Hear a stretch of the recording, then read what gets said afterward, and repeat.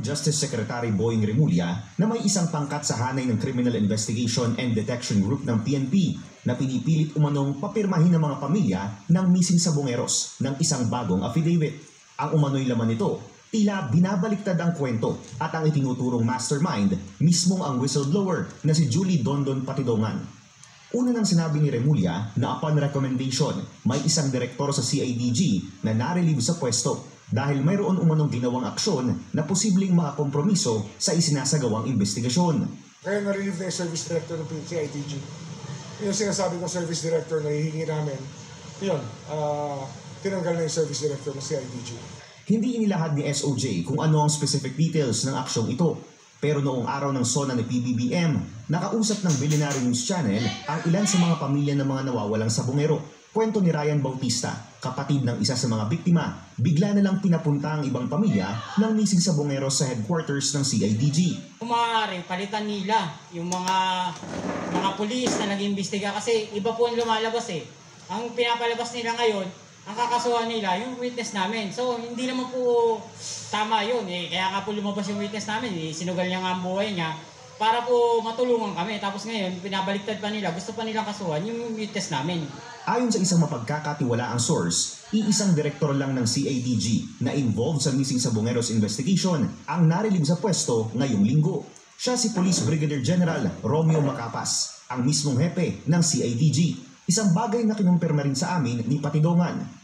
Yes, totoo na baliktad nga nangyari. Kaya yun ang napapala ni General Macapas. Dahil ang may utak niyan siya si General Macapas. Dahil gusto niya baliktarin na ako ang mastermind. Dahil mayroong isang tao na nasa likod niyan. Pinapapunta sa CIDG, sa opisina ni Macapas. At alam, mayroong isa doon na umatid at sinabi talaga na binabaliktad ang desisyon na ako ang mastermind. May pinapapirma silang affidavit. Pero matindi rin ang panindigan ng pamilya, hindi sila pumayag. 100% nakakuha na yan ng kabayaran kay Mr. Atongtang. Eksklusibong nakausap ng Billionaire News Channel si Brigadier General Macapas. Mariin niyang itinanggi ang mga akusasyon ni Patidongan. Aniya, matinding paninira lang umano ito at mismong si Patidongan daw ang maraming tinatago. Walang katotohanan yun, sir.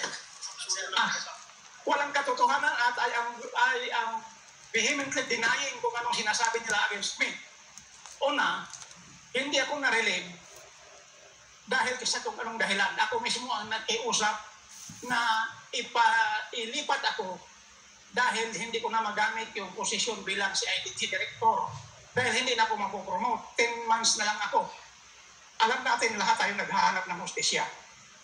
Pero kung ang hustisya ay piliin lang natin, mahirap din siguro. Dahil hindi pa ako nasisira sa trabaho. Hindi ako nasisilaw sa pera.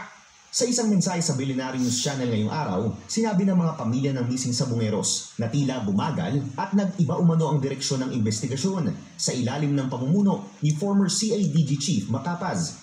At nagpapasalamat umano sila kina SOJ Remulla at PNP Chief General Nicolas Torre dahil sa agarang aksyon patungkol dito. Samantala, kinumpirma rin ni SOJ Remulla na may nakita na muling labi ng tao sa pagbabalik ng search and retrieval operation sa Taal Lake. Kasama sa mga umano'y butong na recover ang isang bungo ng tao. May ngipin na kasama. Hindi lang kasama yung panga, yung lower jaw, pero yung upper teeth kasama. So, baka sakaling may makuha tayo.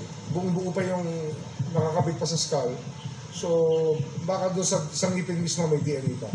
Dagdag pa ni Remulla, patuloy na rin ang makikipag-ugnayan ng kanilang tanggapan sa bagong witness na umano'y lulutang na rin daw sa mga susunod na araw.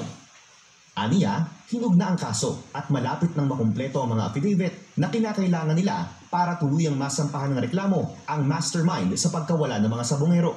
Kasi binubuo na namin yung mga affidavit para yung complaint pwede na i-file. Hinog na yung kaso. Paninindigan ng Department of Justice, patuloy ang pagulong ng investigasyon sa mga missing sabongero. Lalo na't isa umano ito sa mga binanggit mismo ni PBBM sa kanyang State of the Nation address. Para sa agenda, Joash Malimban, Billionaire